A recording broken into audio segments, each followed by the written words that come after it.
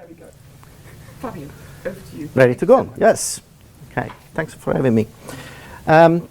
So this is me and my student Sam. He graduated a couple of years ago.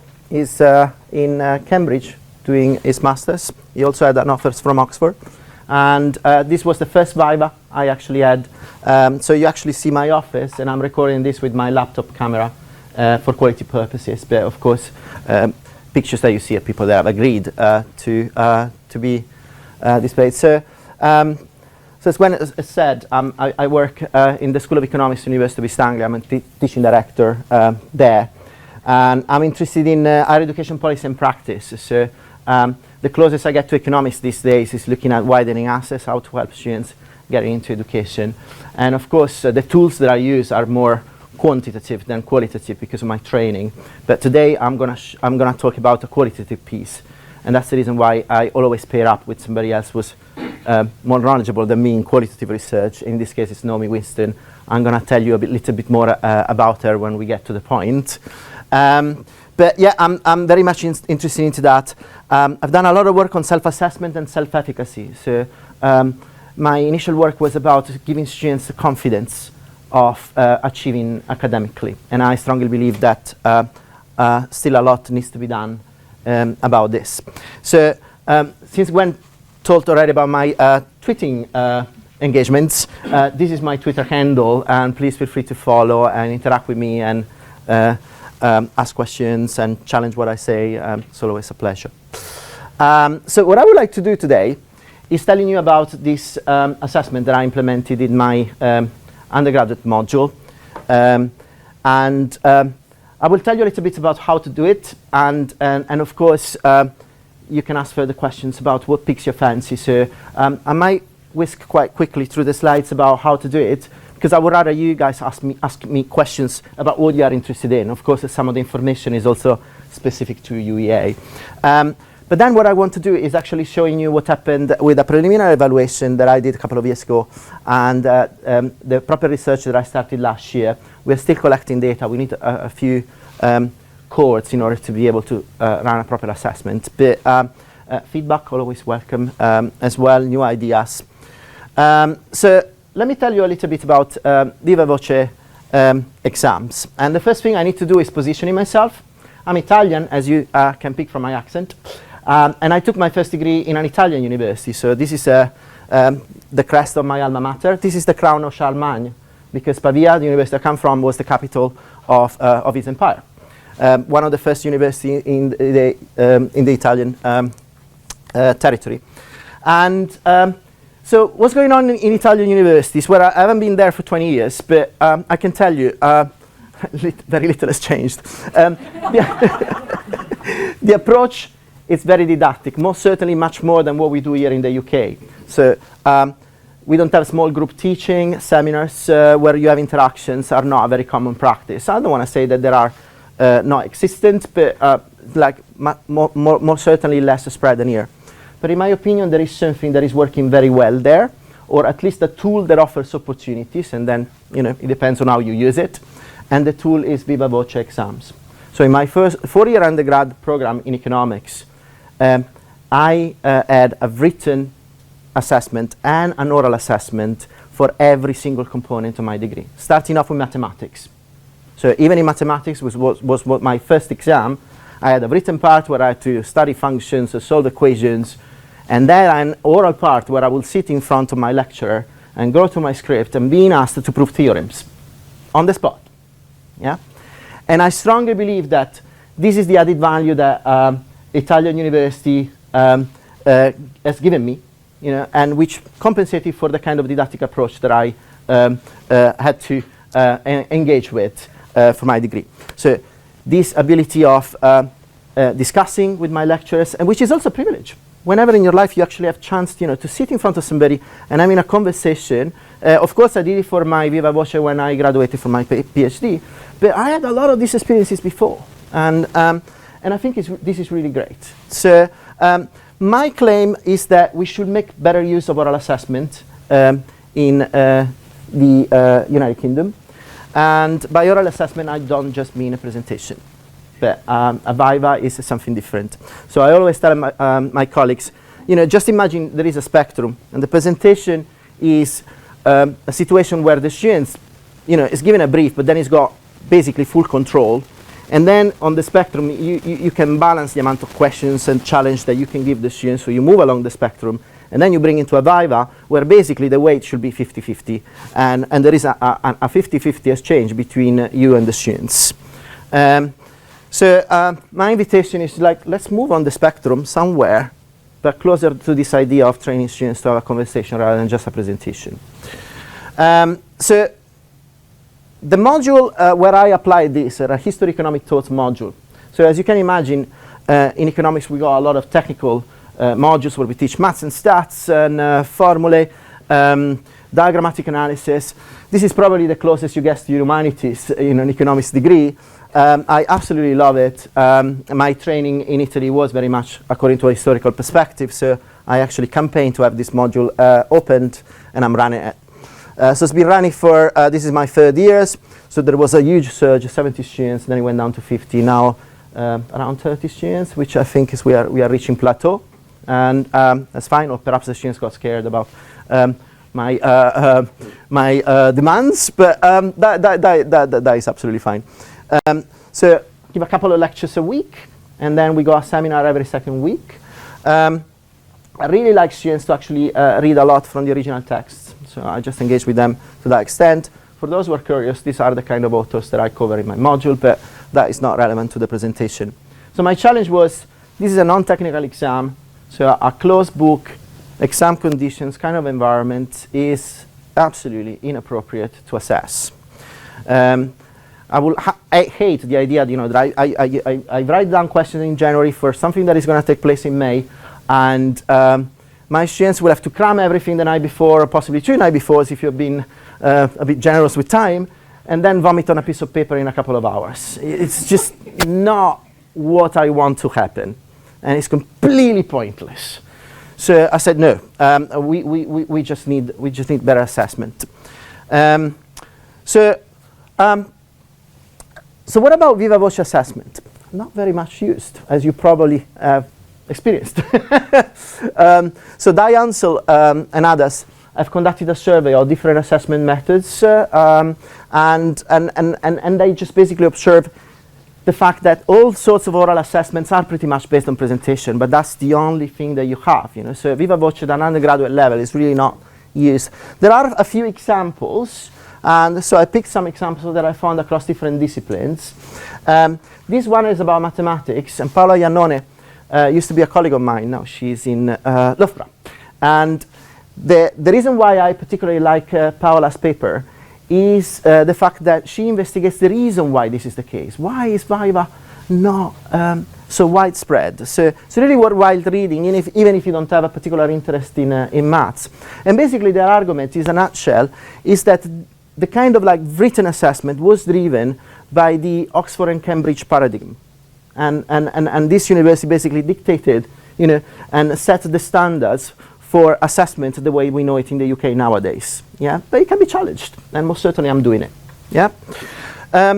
So the problem is that we don't know much about it. It's not conceptualized. There is not much in the literature. Most certainly not much in the literature at undergraduate level. So we talk about supporting our postgraduate research students going through their Vivas, but there is not much done on undergrad whatsoever. Yeah. I will also argue that is very much needed.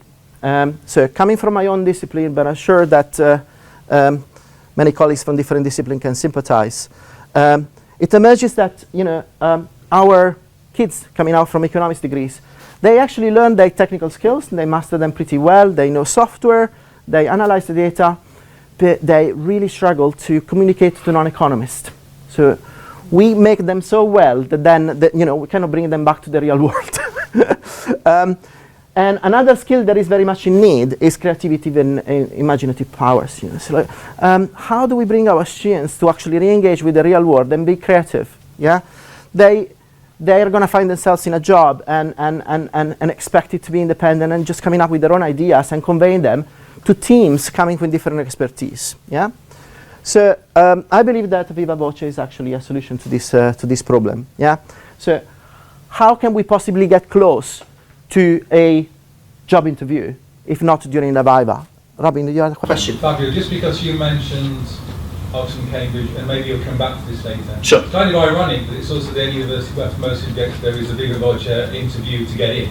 And then for 3 years, there's quite a lot of Viva WIHEA tutorial close work of 1-to-1 or 3, 4, 5-to-1, and then the examination again. Yeah. But at least the students there, they get this kind of interaction with the tutorial model. But in other institutions, they don't even get that. So they only got the final examination in the end. But you'll come back later, I'm sure, to the notion of training both on both sides of the equation, both sides of the market. Absolutely. The training, absolutely, yes. Being able to conduct this on both sides. And I tell you, it's a little bit of learning by doing, because of course, I just have to experiment. But I'm gonna get there. So just to reinforce, Jonathan Atwood is now deputy at the Office for National Statistics, and he's a WIHEA graduate, so he comes and visits us quite often. And I think that what he says is pretty striking. And once again, I don't believe it's only applicable to economics. I think that a lot of us can actually sympathize with what he says. So independently from our subject knowledge, are we able to send out graduates that are able to have a conversation and explain what they're doing to people who are not expert? I think this is quite important. So let me tell you how I decided to design assessment in my module then. So scrap final exam. I don't want to see the final exam in a closed book kind of environment. No. Yeah? So this simple scheme is telling you I got 3 pieces of assessments. These are the weights. And this is the kind of assessment I give. And these are the learning outcomes for each piece. Yeah? So we start off with a group video presentation. So students have to come together in a group. They choose their own topic. They come and discuss that with me. And then off they go. They do some research and produce a video of 10 minutes length. And then I can actually mark that.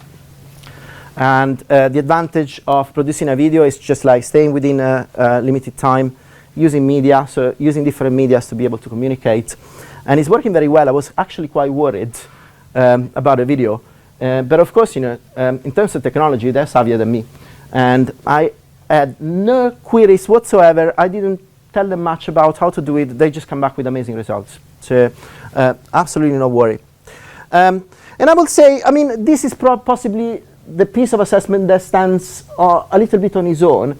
What is nice is they start to get trained in doing research. I show them how to go, and of course I expect them to go beyond the textbook, beyond handouts, so that I point them to, I don't know, Scopus is the kind of resource that we use to search for academic papers in social sciences. So they get acquainted with that, But the nice thing starts here. So second part of the module, they have to write a critical essay. So it's already quite a lot of challenge about, showing them what and teaching them what being critical is. So providing them some resources, videos, guidelines. I want them to choose their own essay topic, but for those who are really desperate, I also provide a couple of topics they can pick up. They are rewarded according to the challenge they decide to take up for themselves. And of course, this is their academic piece. They do research, and once again, I expect them to ask an interesting and intelligent question and go away from textbook and slides. What I do, I provide them loads and loads of feedback. So the amount of feedback that I provide for this piece most certainly outweighs everything else that happens in the module. But the feedback I provide here is actually feeding in the evaluative conversation that takes place at the end. So students are going to go away with the feedback. They will have to think about that, and they will have to respond to it. And then we're going to have a one-to-one conversation. It's going to take place in my office. And here is when we debate about concepts that we covered in the module. The first 50% of the Viva is discussing their essay. So I reproduce this idea that, like what I used to do in Italy, that you bring your script to the oral exam and you actually discuss the script for the first part, and I think it's really productive. And then in the second part, I can pick absolutely anything on the syllabus and ask them about that. But obviously, I'm not going to ask the date of birth or like the year of death of different thinkers. I really don't care about that. So my question can be quite broad. And I say, okay, Leon, if you talk about theory of value, how would you compare these three authors? What do you think their contribution is? Or like, if I put two boxes here and I say pro-intervention or no intervention, I shoot at you names of thinkers, put them in one of the two boxes, and the important thing is that you tell me why. Yeah? So these are the kind of questions that I ask. Like, so I want to see reasoning. I want to see reasoning. Very nice thing is that front-loading feedback at this stage, students have to do something with it. You know?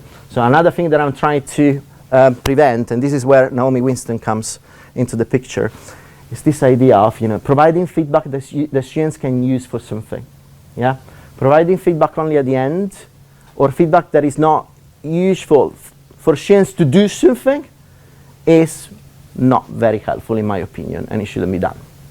So students are going to get some feedback from the Viva, but it's going to be very basic, because the feedback is already taking place as we have in a conversation. They perfectly know what's going on, and my feedback is coming across verbally, on my facial expressions probably, and that. But yeah, I think this is the satisfactory design. No final exam, just coursework with these three pieces. Yeah. So how do I do it? Video presentation, I was already mentioning, I allocate students in groups. They choose their own topic. This is our Learning Technologies group is supporting that. Are you using Blackboard, Moodle? Moodle, yeah. So, well, Blackboard is our Moodle. Provide some guidelines, but students pick up their own software. So they don't even care about what I tell them. And they just come back with some amazing. I had videos where students blended slides with them appearing in different locations on campus and words editing on the blue sky in the background, which was absolutely incredible. I had students who actually can sketch very well, and they went on a vignette kind of. So people were narrating, and somebody was actually sketching things as the narration was going along. I was mind blown by how good they were. So, and once again, very little support. I was very worried when I introduced this feedback, this assessment. I got a rubric online. I just mark them, provide some feedback, and done. So very, very simple to mark as well. And also, I like this idea of making assessment sustainable, which is very important indeed. So essay, probably this is the piece that takes me the most effort. So students submit their essay online. I prefer editing in Word, editing tools. Now we are moving to Turnitin, is a bit better, but Blackboard marking was a bit of a nightmare. Word, it's easy. I provide them with loads and loads of feedback, and I provide them with 3 points I want them to address in their Viva. So the first point is mostly look at the corrections and challenges that I gave you, and you can respond, hands up, you were right, or well, I thought about it and I meant this one was not very clear, or I did some more research and now I see what you mean, but X, Y, and Z. 2, where I try to bring them a bit farther, and I say, okay, you spoke about this author, but this other one considered this problem as well. How would you go about comparing them? Yeah. And then the third questions, I try and pull them even further afield, and I say, well, like just catching an argument from a bigger perspective. So there is a sort of gradient, and little by little I just get away from their essay, and I prepare them from the second part of the Viva where I can go wherever I want. So students receive their feedback, and they prepare for the conversation. And then, my pride and joy. I set out an Excel spreadsheet with my calendar. I block times there are committees and other stuff. When I had 70 students, I had to spread it over 2 weeks. I can handle maximum 10 Vivas a day, and then I head straight to the pub. If you do that, please time yourself to get a lunch break and toilet breaks. Because I did very little of it the first time, and it was challenging. It was really challenging. So I booked myself for 30 minutes, lots of students after student, and 20 minutes will be the Viva, 15-20 minutes is the Viva, 10 minutes to type the feedback, and you have to write it on the spot, otherwise you're going to forget. But once again, the feedback is not going to take as much of your time, because a lot of the feedback takes place in the conversation itself. So I have a rubric. Just going to fill in my rubric, couple of comments on what went well, couple of comments on what needs improvement, and already typed in, so they're ready to be moderated and off to the next. Yeah. WIHEA take place with the students agreeing to be recorded. If they don't agree to be recorded, they are warned that quality assurance might be compromised and is at their own risk. Their video is just going to feed straight on Blackboard. So at the end of the day, I record all this video. We have eStream, which is basically a private YouTube. And so these videos feed in their own grading center. So each student can see their own videos. They can see the rubric, and they can see my comments straight away. Well, straight away at the end of the assessment. The moderator, of course, can log in there, look at the videos, look at the rubrics as well. External examiners can do exactly the same. So in terms of quality assurance, there are really no problems. Could be the same as the video presentation. For them, it's exactly the same thing. They look at the video and they look at the feedback I've given. So no problem. Yeah. So quite a rigid schedule of this 30 minutes along 2 weeks for 70 students. This year with 30 students, I think in 1 week I'm going to be more than it's going to be more than enough to actually complete all the WIHEAs. And that's me done, basically. So what we've done with the students is coming up with a rubric. Every year we review the rubric together. So I asked the students what they think, what they thought when we started this module, what they thought we would need to assess, and what they would like to receive feedback upon. And they came up with this criteria. Of course, the first one is the response to feedback, because the first part of the WIHEA is engaging with their feedback. So they get graded according to that. Their ability to link theories, that to me is very important. So just like jumping from one theory to the other and see links, comparing, going across different authors. This one is the one they performed the worst on average, which is of course involving me asking questions all across the spectrum. I absolutely hate this culture of past papers and what I should study and what should I forget. To me, this doesn't exist. And to be honest with you, I apply the same even in my introductory macroeconomics module with 250 students. I'm very, very clear that whatever, they have to prepare on absolute everything. And I'm very rigid on that. So this is the point on which we have more frictions, and some students you still get back to me and say, like, oh, but you asked me a lot of things that I didn't know. It's your choice.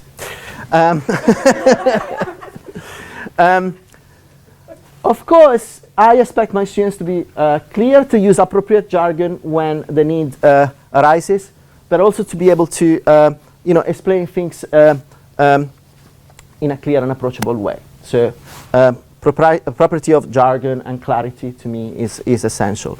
As a non-native speaker, I would also like to use this opportunity to challenge rubrics that talk about good English. Define good English. Is my English good? Yes, no, probably not good enough. I'm not native, I'm never going to be a native. Do we allow international students, students with first language is not English, to come to our universities? Yes. Do we say that they are fit to actually study with us? Yes. Is their English good? Never going to be like a native. So I rule out any kind of comments related to good English. And mind you, when I moved to the UK, I had a chip on the shoulder, so I was even harsher than a native speaker when I was marking students. It's like, this is not good enough. No, that's not correct. To me, it's all about clarity. If a student is able to use jargon and be clear, explaining themselves, then I can forgive and forget about grammar mistakes as they forgive mine. And I think this is an important principle. Yep. Because what you're talking about is from the markers and penalizing students for not using their English well enough, in that sense. But in terms of accessing like the ability to produce the language, to be able to take fully part inside of that. So at your university, so you've got an entry requirement of IELTS 6.5 with the lowest, that's 5.5. What is your experience with the students on the lower end of that spectrum and how they perform inside of something like this? I have no experience because in economics we ask for a 6.5. Overall? Yes, we raise the bar. Okay. We raise the bar. Absolutely. And so would you say that this actually for the lower language, so if that was lower, so if it was... I believe there is more a problem with the lecturer than with the students. You know, the level can be whatever your institution decided to be, but then, you know, you have to be coherent and fair to these people. You know, so whatever you set the bar is a matter of, you know, students being able to engage at that level and convey a message. If I can understand what you say, even if you say are rather than is or something like that, that's fine by me. Obviously, there are needs related to jargon in economics. I mean, if you call a concept another concept, I had a colleague having a discussion with me in biology, and I said, if you call an enzyme another name, you know, you're making a huge mistake.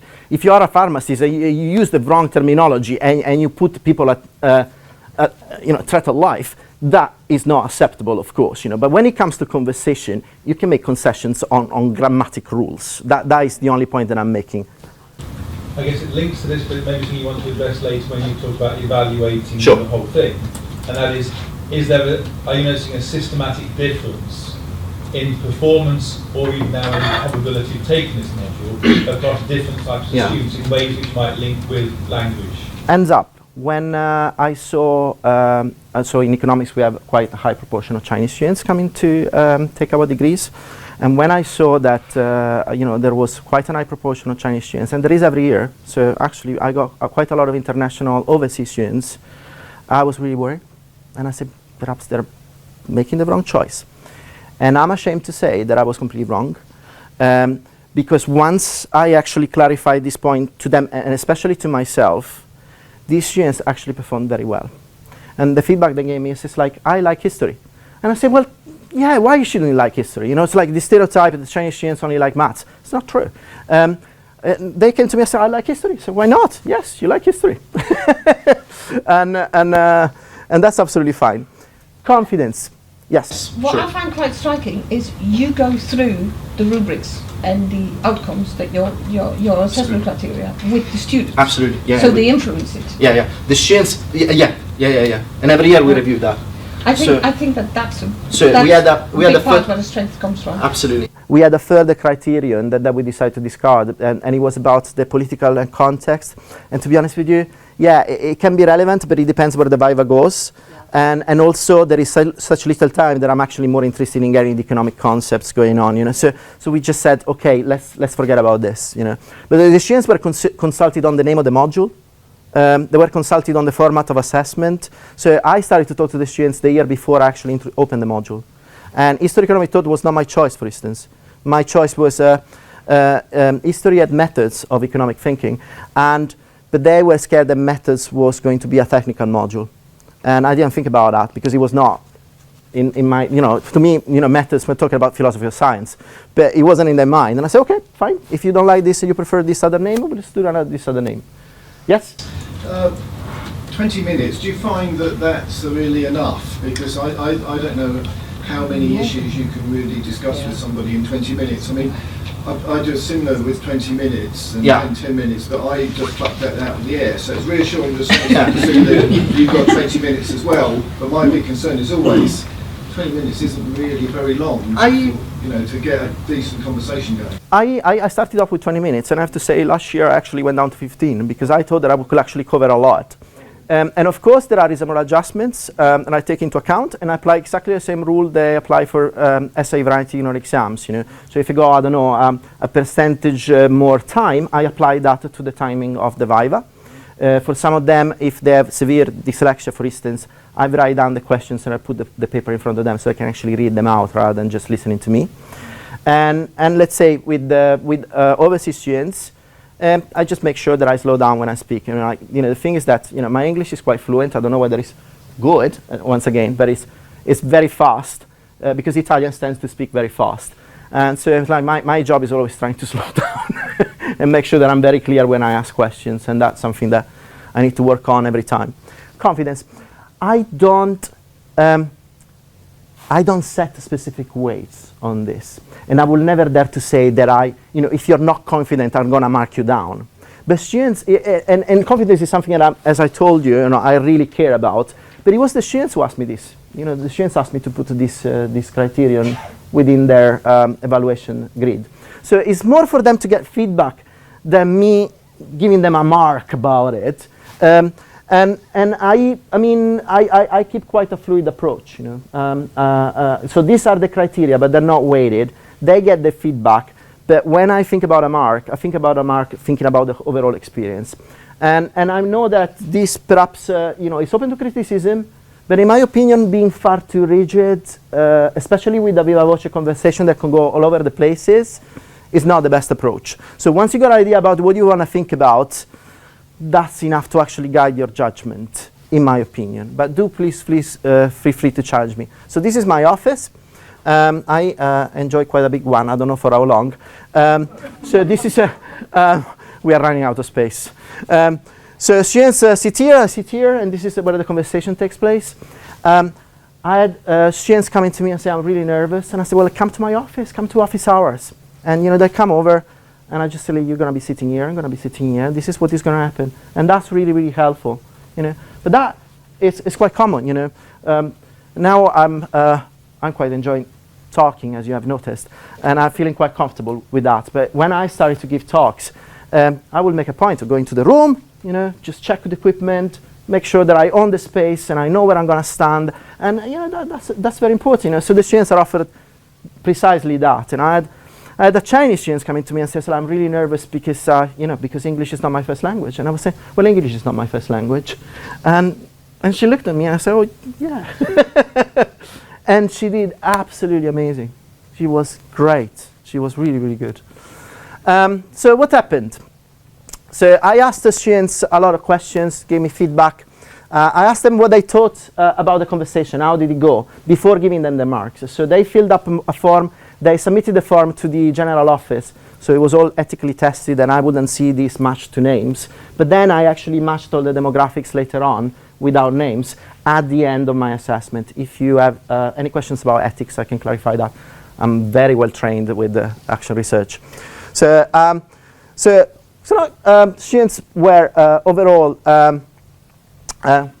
quite all right. So the majority of them told me that he went quite all right, to like 30% for a 70 students class.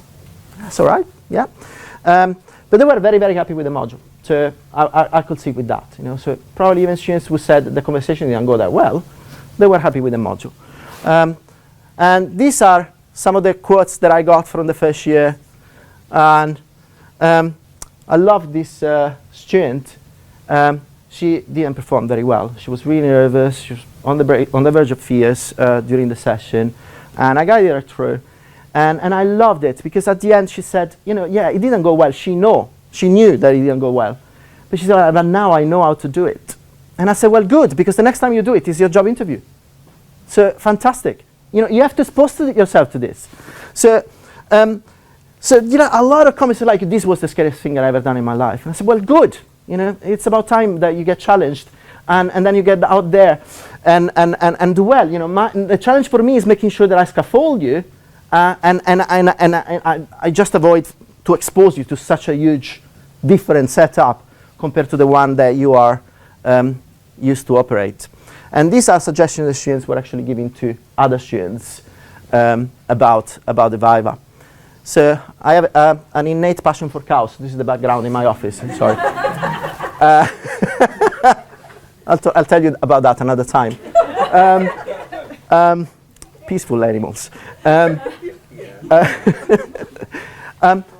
Colleagues will say, you are absolutely nuts. You're going to waste a lot of time doing all these Vivas. And yes, your diary looks absolutely scary when you look at it. But if you think about the effort that you need to put when you mark essays, it's not much more.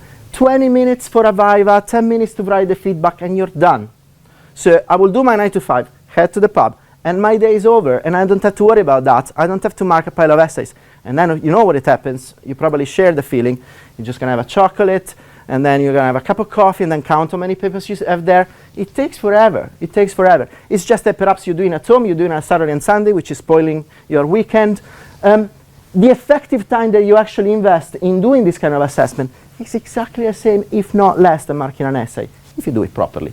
Yeah? I would say marking a 2,000 words, 3,000 word essay shouldn't take you less than 15 minutes or 20 minutes. Yeah? And it's really lovely that I could actually interface with my students one-to-one. and just adapt my questions and adapt the session to them rather than adapt it to me. So, so I reiterate, I believe this is really working.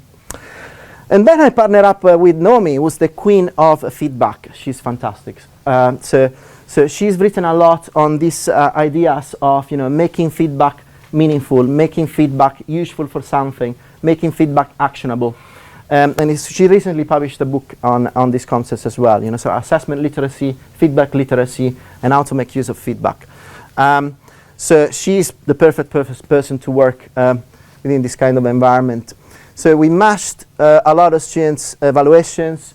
We ran orientation scales, so we measure how what's a student's attitude towards feedback and how they're predisposed to take it on board.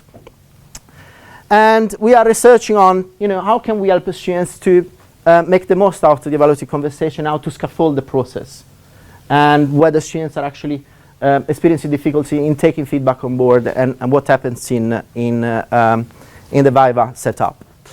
So what has happened over last year? Some data still need to be analyzed. So we got demographics. We are controlling also for this native, non-native, previous British educations versus not, self-evaluations as well, and the feedback scale. They are currently creating a new scale which is much more closer to this idea of feedback literacy. Yeah. So this is the best tool that we can use at the moment, but David Carles, who's working in partnership with Naomi Wiston, they are actually looking into creating a scale about feedback literacy, and that will be even more appropriate. So this is going to come very soon. So these are some of the demographics. Out of 50 students managed to get 330 responses, so it's not that I can do fancy statistical modeling here, but at least I got this representation from different groups.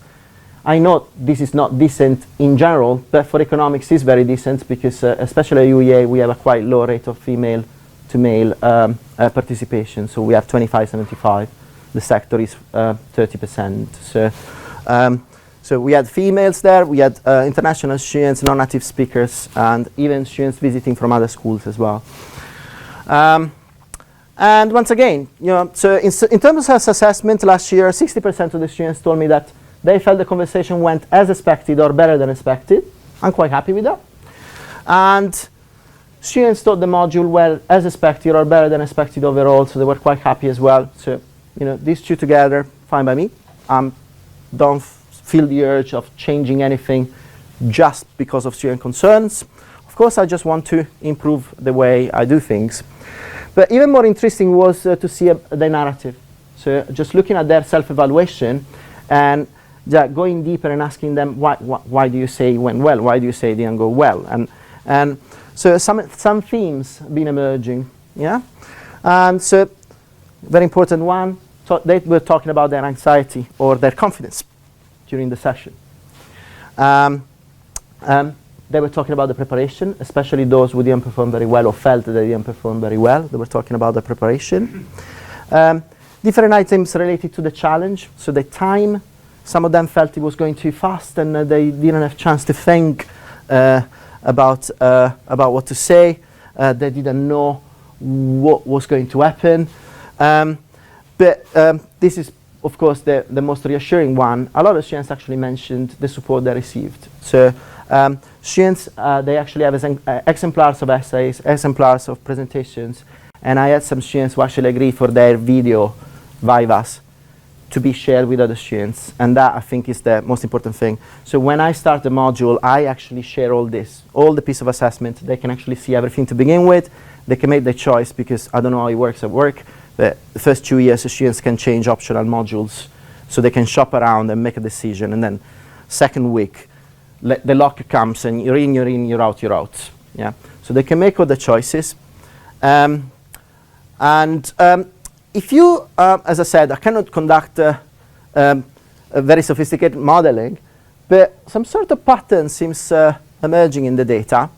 So those who talk about confidence, so we're talking about confidence and anxiety. So a lot of people that actually did well, they were talking about their feeling confident about the task. And the one talking about things not going that well, they were more talking about their preparation and the fact they didn't engage with the material, they didn't do their reading and so on and so forth. So this seems like sort of saying, well, if it went well, thanks to you, and if I did bad, it's my fault, which is not ideal, but well done, Fabio. And the nice thing was that those who actually felt it went well, they were actually talking about the support they received. And you'll see in the quotes in a second, they were talking about the fact that little things like having a small talk when they come in. A lot of students actually mentioned that, So I will get students in, just let them see it and say, well, is this your final exam? Or how much more do you have to do? Did you have your breakfast this morning? And a lot of them really appreciated this very simple thing, which is something you cannot do in an exam venue. Sometimes I actually work in this huge exam venue, so I got 250 students in my introductory macroeconomics module, and you can smell the fear, and you can see their eyes, they're just barring at you like, what are you doing to us? And that's why I'm sorry. But it's so lovely that you can actually talk to them and just sort of give them a pat on the shoulder without compromising the seriousness of the assessment they're about to undertake. So that's quite nice, yeah. And so negative comments, so comments from, it's not negative comments, so comments from students who didn't feel they did that well, say, well, no, I didn't prepare, or you asked me a question outside the feedback you gave me, and I say, yeah, but I told you so. The other ones, they actually recognize the value of the Viva, and I think this is really lovely. So this one, yeah, gave meaning, yeah, opposite to dump knowledge. That's brilliant. I love that. But I love that as well, The conversation triggered memories that I didn't think I have. I really recognize myself in that. So many times I went into an oral exam saying, oh my God, this is going to be shambles. This is going to be a disaster. And then, I would sit there, get comfortable, people ask me questions, and I will nail it, yeah? And, something comes to your mind, the challenge itself is just giving you that adrenaline rush, and you're selling yourself, yeah? Always perform better oral exams than written exams, personally. So not bad at all. Now, we're going to end up on a flat note. So orientation to feedback, this is my challenge. So different colors are different aspects. So we got, for those of you who cannot read, we got the utility of feedback, we got accountability, how accountable I am about what I'm doing, how people around me are actually helping me make sense of my feedback, including my lecturer, and self-efficacy, so the confidence, yeah? So you got marks versus the scale. Nothing. There is no pattern there whatsoever, yeah? So this is my challenge, and I'm starting to reflect on what can I do to make it better here. So students, in their self-assessment, in their self-evaluation, they're actually recognizing what is going on. But when it comes to taking an objective measure of their literacy and, what's their attitude towards feedback, the pattern is pretty much random, So, well, this is not great, but I'm not ashamed to showing you because I still need to make sense of it. My rough guess is that you cannot build assessment literacy or feedback literacy with just one module. And there should be like an holistic way of addressing this. Well, what's your hypothesis here? Why Sorry? did you choose those two against each other? I mean, it's data that you have. What would it have told you? Well, I would have wanted to see that their mark, and especially, so I had 2 dimensions here. I have the mark they get in the conversation, yeah. And then I have the specific item in the rubric about response to feedback, how well they address the comments I gave them. Yeah. So, this is my assessment of how they worked. So you just want to see a correlation between their performance and their attitude towards feedback. So students who actually have a better attitude towards feedback, they should score higher. Whereas this cloud is telling you that even those who score high, some of them, they don't have that awareness, so they're feeling about feedback. You don't take into account their starting point. So yeah. If you were to I don't know how you do that, but yeah. If you were to control for, yeah. Actually their essay was quite good. Yeah. Or their essay was marginal. no, Yeah. we call it average, sorry. Yeah. Or their essay was rather wanting. Yeah. If you were to control for that. Yeah. I mean, that, to be honest with you, is something that I did the first year, but it was very dangerous because then my evaluation will just be affected by the marks of their essay. So what you want to evaluate here is, despite how good or bad your essay is, what you're going to do out of the feedback that I'm giving you. You know? So I agree that there is a scale effect, that the starting point might actually have an influence, but I don't want to look at it. You see what I'm saying? Yeah. But isn't what you want to measure the change in the mark from, let's say, the early piece of Yeah. assessment to that final piece of assessment? No, because the assessment is different. You know, in the first assessment, it's what they do once I give them feedback on their piece. You know, so their ability to take their feedback on board. So the essay, that second piece, the value of the feedback will be and their response to it will be the extent to which they raise their mark from that piece of essay to their conversation. Yes, but I mean, the marking conversation can go up or can go down. That difference to their attitude. That's how you Yeah. control for, yeah. Yeah, yeah. Well, I can play a little. For the modules, Yeah. a difference in difference. Obviously, yeah, and yeah, with the observation I have. The other thing I can do, and this is more on Gwen's point, is that I can, so this measure, I can deploy this measure at the beginning of the module and at the end of the module, and this year I'm doing this. So I'm taking the measure twice through and see whether there is a change within the module. I don't have very high expectations, but I'm going to try. The other things I need to do is just looking at their own self-assessment. So forget about the scale, and just look at how they rank. It went better than expected, worse than expected, and just looking at that. And that can give me some sort of indication. But any ideas are more than welcome. I'm actually to answer any sort of questions or suggestions about this. More than happy to take them. But Fabio, would you want to assess their the change in their attitude to feedback going through? Is that not useful to look at? Because what you're doing here is you're embedding feedback in your process and making the feedback more useful.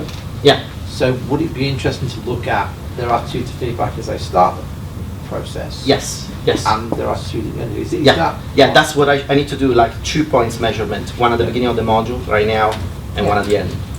because that one of the things we're trying to do here is to make them more. And already looking at that change can actually tell me something. Yeah. Yeah.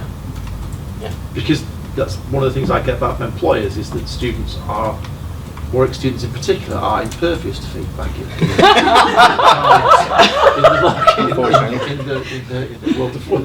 1 and 2? Yeah, well, thank you for that. First of all, it's great to see something that's evidence-based, and is it actually rather inspiring in terms of what you're saying, and the results are starting to demonstrate that. I think the other thing is that you're heralding something here, because the existing process is, I think we have to recognise we've got a broken process using essays, and marking essays, and what you've done is to start to overcome that, and it's broken in the way that tutors are spending time sitting in dark rooms when the students want to be interacting with the tutors, and the tutors want to be interacting with them, and that is the one thing that you've picked up, and you've actually demonstrated how, for the same amount of time, you can overcome that. And so that's a major step forward in terms of demonstrating the process is broken. And then the other one, certainly for here, in that the process is broken and we've got to do something, is that once you've given somebody an essay to write, they don't have to go far before they can find a contract writer or they can start plagiarising. Yes. And that's absolutely true. And what that then ends up with is that the PMA or the essay is put in and goes through Turnitin or something like that, and then we have to have an inquest where we sit in a room and accuse people of cheating, and it creates a punitive atmosphere that pervades the whole of the study period. Yep. What you're doing is recognising that these processes are broken, and it's an innovative approach to say, well, they've had enough of this, and you're moving into something which appears to be far more positive and inspiring for both the tutors and the students. So thank you for that. Thank you. Can I second that? This is fabulous stuff. I have a couple of points. The first one is technical. Yeah. So how are you defining self-efficacy? Because you mentioned the word confidence. Yes. For me, that's not quite Yes. the same. So confidence. So I can be a confident person, as you see standing here. but I'm not confident at driving. So self-efficacy is a much more focused construct than confidence. It's confidence at doing something specific. Yeah. So self-efficacy is a confidence at performing specific academic tasks. And you know, and self-efficacy can change from maths to humanities, so you know. So can I challenge that slightly? And that's just coming from from a very pedantic professional perspective. To me, self-efficacy is about believing that you have the ability to change the status quo, or what's going on in accordance with your goals. So it's not quite the same thing, and I'm not sure it's quite tapping into what your students might be experiencing. I see. But I mean, if you at some point I can bore you with that, and you know. Oh, please! If you got other tools, that would be great. I mean, the literature on academic self-efficacy is providing a definition in the way I sold it to you, but there is a huge debate. I entirely agree. And there is a fantastic paper by Pajares, who passed away, but where he actually questions the fact that people have measured all sorts of things, meaning self-efficacy. So, and he analyzes one by one. So I'm aware of the problem. So I'm very open to different suggestions. It's a really worthwhile conversation, because what you relate to in terms of self-efficacy in our field is quite often called metacognition. Which again is actually something really different. Which again is something really different. Yeah. So there is a you know you almost need a glossary of in my language that means this, and in yours. But I have to say I do struggle with that term, self-efficacy. I mean, I'm wondering if you're talking about locus of control. So, for instance, in this context, is just the way the scale is built and the way they call it. So, you know, it's not Fabio here. You know, but right. You know. No. By all means, you know. But by all means, you know. I'm fully aware that there is a huge debate about that. You know, but at the end of the day, you know, you just go for it and test or something. Is that a 2010 Lindau? Is it Lindau or Lindebaum? Is that a 2010 scale you've used? Let me check. We got it here. Yep. Yeah. Yep. Lindebaum. Yeah. Okay. Yeah. Yeah. So that's the way they label it. One of the dimensions is labeled self-efficacy. The other thing I wanted to mention to you, which is a professional development thing, I guess, and the pressures that we're all under as pedagogical experts, specialists, what have you, as well as subject specialists. You had a wonderful quote. This is the scariest thing I've ever done. When I hear students say something like that, my little eyes light up, and I have to really quell that, because it's like, I've really pushed you, I've challenged you, I've made you think. I have had criticism thrown at me. You know, that was so hard, Liz, you've made me think. I'm like, that's what you're here for. But we also contend with this continual appraisal of what we're doing, and it tends to turn more into a bit of a popularity contest. Easy, high marks, makes your module popular. Oh yeah. And if you do something that scares your students, takes them out of their comfort zone, then you will know about it. Yep. And how do you balance those two? I mean, you said a great thing, was like, oh, I don't care. Yeah. I'm really sorry, I still care, I'm still junior to care. I'm going to put my teaching director hat on, because that is the one according to which I have to give the answer. So I'm at a stage in my career where, you know, I really don't care. You know, I just do what I think is right. Or I care, you know, what are the pedagogical outcomes, but I don't care about beauty context any longer. But as a teaching director, the first thing I did when I stepped up was scrapping the weight on student evaluation and telling my colleagues that, you know, I see innovation, any kind of process, with or without technology, because very often technology is seen as a race apart. You know, it's like, with or without technology, that produces a change for the better, and it implies having a chat with me, changing, evaluating the results, and perhaps agreeing that we are back at square zero and we're never going to do it. And I told my colleagues, you're not going to be penalized for that. If you engage with me at the beginning of the process and we discuss that, if it goes legs up, it's fine, absolutely fine by me, and I'm actually going to reward you, and I'm going to take into account in your progression evaluation. So once you set the criteria right, then people start little by little to come to your office and ask for advice. You know, but yeah, you need the leadership to be on that side. You know, as economists well know, it's all about incentives. If you set the right incentive, if people are just going to follow.